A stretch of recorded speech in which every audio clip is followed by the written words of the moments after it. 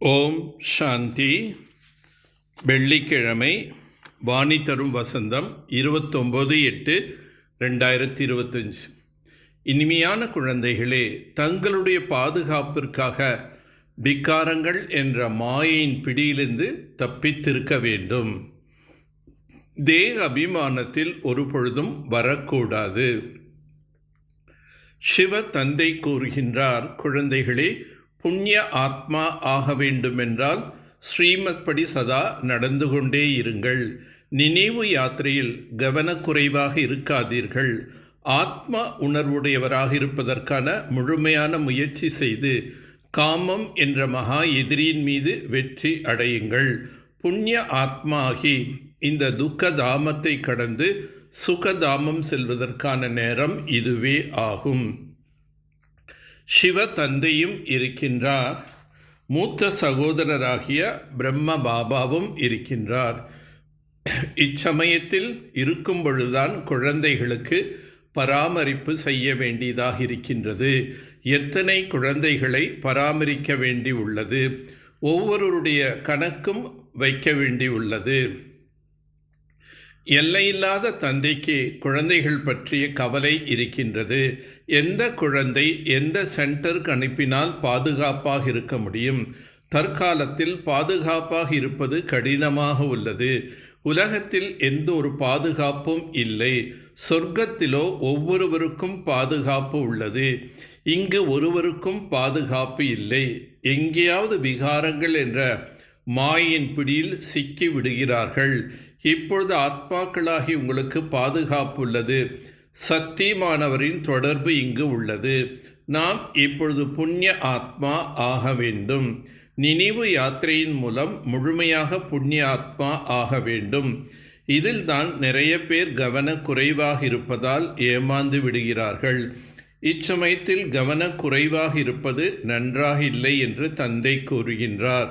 ஸ்ரீமத் படி நடக்க வேண்டும். அதில் கூட முக்கியமான விஷயம் கூறுகின்றார். ஒன்று, நினைவு யாத்திரையில் இருங்கள்.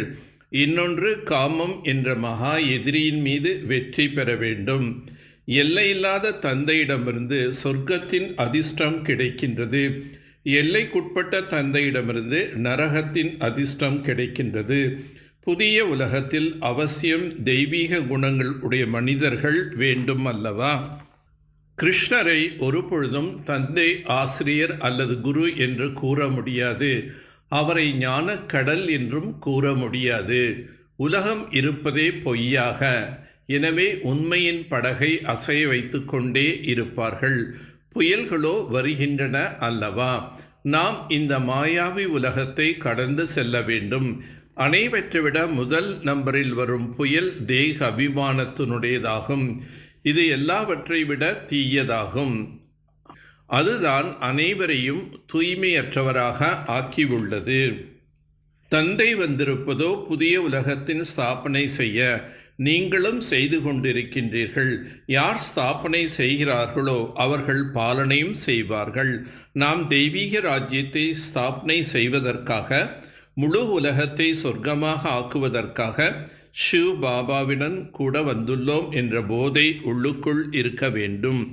உயிருடன் இருந்து கொண்டே இறக்க வேண்டும். முழு உலகத்தையும் மறந்துவிட வேண்டும். நீங்கள் தன்னை ஆத்மா என்று உணர்ந்து ஷிவ் பாபாவினுடையவராக ஆகிறீர்கள். இதற்கு உயிருடன் இருந்தே இறப்பதே என்று கூறப்படுகின்றது. தேகத்துடன் சேர்ந்து தேகத்தின் அனைத்து சம்பந்தங்களையும் விடுத்து தன்னை ஆத்மா என்று உணர்ந்து ஷிவ் பாபாவினுடையவராக ஆகிவிட வேண்டும். யாரிடம் நிறைய செல்வம் இருக்கின்றதோ அவர்கள் பின்னர் அதில் மிகவும் சிக்கிக் கொள்கிறார்கள். ஒரு பொழுதும் அவர்களால் நிலைத்திருக்க முடியாது. சாதாரண ஏழைகள்தான் சமர்ப்பணம் ஆகிறார்கள். செல்வந்தர்கள் ஒரு பொழுதும் ஆக மாட்டார்கள். அவர்கள் சம்பாதிப்பதே புத்திரர்கள், பேரன்களுக்காக. தங்களது குலம் வளர்ந்து கொண்டே இருக்க வேண்டும். யார் நிறைய தானம் செய்கிறார்களோ அவர்கள்தான் ராஜா ஆகிறார்கள். ஒவ்வொரு அடியிலும் அநேக விதமான துக்கங்கள் கலியுகத்தில் உள்ளன. பகவானோ ஸ்வயம் சுகம் அளிப்பவராக உள்ளார். முக்கியமான விஷயம் நினைவு யாத்திரையாகும். இதில்தான் தடைகள் ஏற்படுகின்றன. தங்களது வீடு மற்றும் ராஜதானி நினைவு செய்து அளவற்ற குஷியில் இருக்க வேண்டும். இப்பொழுது நம்முடைய பயணம் முடிந்து விட்டது. நாம் நமது வீடு செல்கிறோம், பிறகு ராஜ்யத்தில் வருவோம் என்று எப்பொழுதும் நினைவில் இருக்க வேண்டும். நாம் ஷிவ் பாபாவுடன் பிரம்மா மூலமாக கை குலுக்குகின்றோம். அந்த தோட்டத்திற்கு எஜமானன் நம்மை பத்தித்தமான நிலையிலிருந்து பாவனமாக ஆக்கி கொண்டிருக்கின்றார். இந்த படிப்பின் மூலம் சொர்க்கத்தின் பட்டத்து ராணி ஆகின்றோம். இது உள்ளுக்குள் குஷி என்பது இருக்க வேண்டும். 3 விதமான வெற்றி மெடல் அடையக்கூடிய சதா வெற்றியாளர் ஆகுக. வெற்றி மாலையில் நம்பர் அடைவதற்கு முதலில் சுயத்தின் மீது வெற்றி, பிறகு அனைவரின் மீது வெற்றி, பிறகு இயற்கையின் மீது வெற்றி அடையுங்கள்.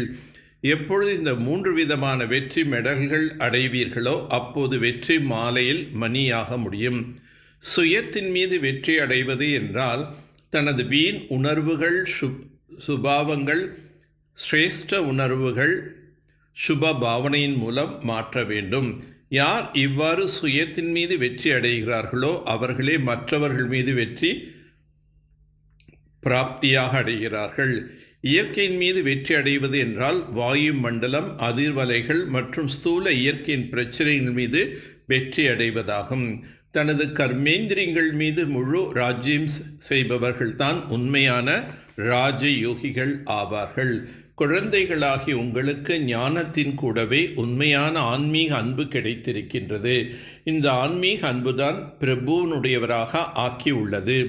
ஒவ்வொரு குழந்தைகளும் இரட்டை அன்பு கிடைத்திருக்கின்றது. ஒன்று தந்தையின் அன்பு, மற்றொன்று தெய்வீக குடும்பத்தின் அன்பு. எனவே அன்பின் அனுபவம் விட்டில் பூச்சியாக ஆக்கிவிட்டது. அன்புதான் காந்தம் போன்ற வேலை செய்கின்றது.